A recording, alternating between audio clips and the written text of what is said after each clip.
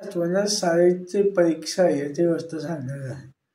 गड्डू चिंके नावाचे मुलं असतात. पण चिंके परीक्षेच्या आधी खूप छान अभ्यास करत असते.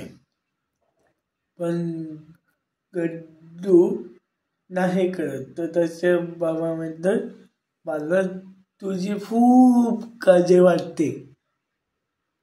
तर मग तो म्हणतो की काळजी करायची गरज नाही, मी सगळे धडे वाचून घे. पण जेव्हा परीक्षा देत असताना मग त्याला आठवतं की बाबा बरोबर बोलत होते, कारण त्याला कमी मार्क मिळत होते.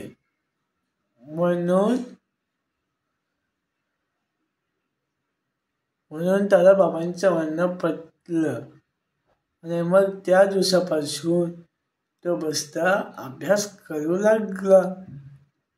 तर या गोष्टीतून असं आपल्याला धडा शिकायला मिळतो की वेळच्या वेळी सगळं करायला पाहिजे. अशी होती